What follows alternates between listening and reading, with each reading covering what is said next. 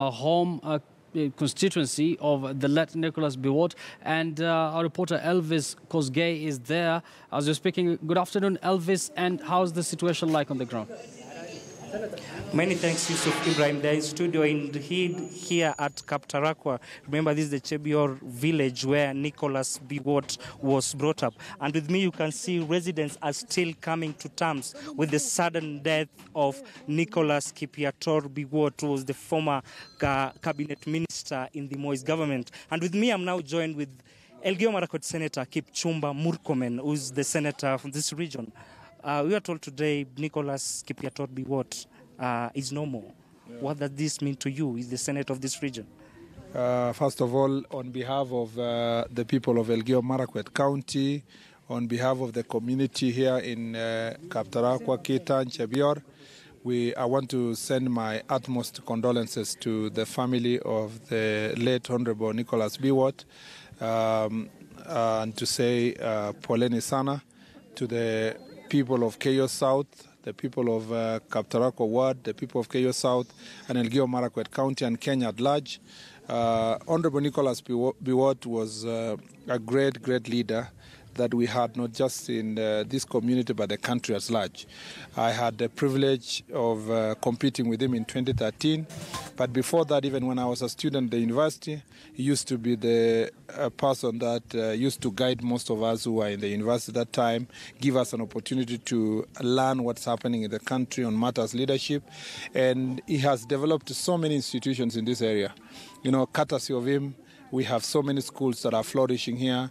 We have a lot of people who went to school. We have people who accessed opportunities to go abroad, to work in public sector. So Honorable Nicholus Biwott, to so many of us who are here, means a lot to the people of this community. But in terms of the country, he was, I can say, if I remember, he was, as they called him, the total man. He was the cornerstone of Moise presidency. And I believe that he helped President Moi govern the country. He was a person who was really known for his great projects. Keiyo Valley Development Authority, for example, initiation of Keiyo Valley Development Authority and regional authorities was under his watch. When he was a Minister of Energy, we remember him because of projects like Takwel project and the expansion of energy in the country. So he has left, I see many people, particularly in social media, who have misinformations and don't understand really what it means to run a state. They don't understand what Biwott did when he was a Minister of Trade, Minister in charge of energy, matters of regional authority. He left a mark in the country. He wasn't a very loud person. He was a very quiet person. He never liked to expose his personal life.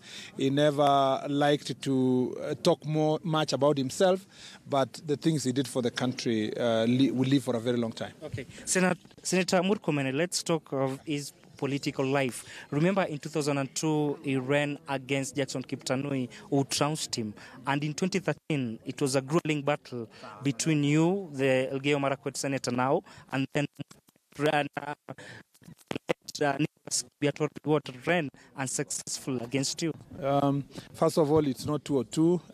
You remember, he ran 202 successfully in Kano, but in 207 is when Honorable Jackson Kiptanui defeated him in this constituency.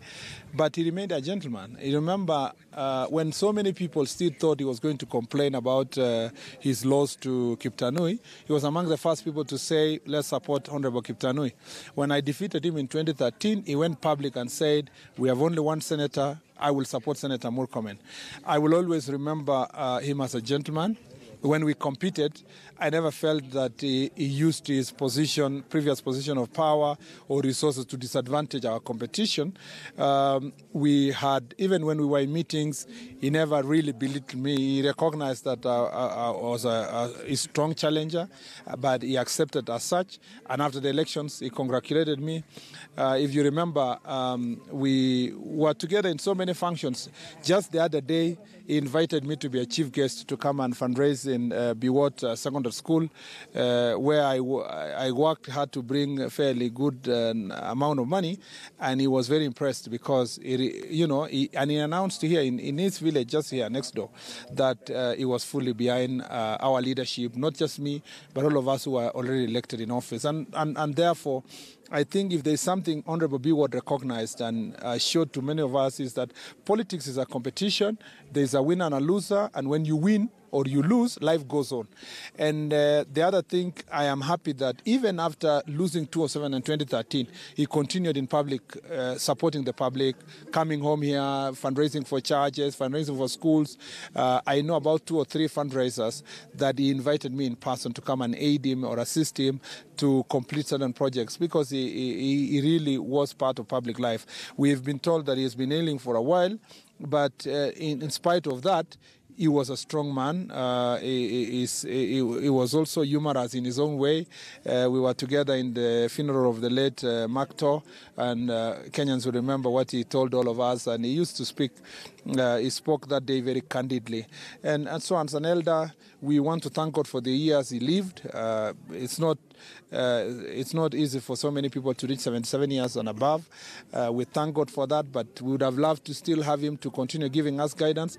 But now that God has decided that he takes his life, we can only celebrate and say, may he rest in peace. Okay, maybe talking of his character, did he mentor you politically? His relationship with the residents of the entire Elgeyo Marakwet County?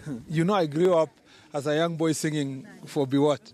So we used to go for the music festival or celebrating Madaraka Day or these public holidays.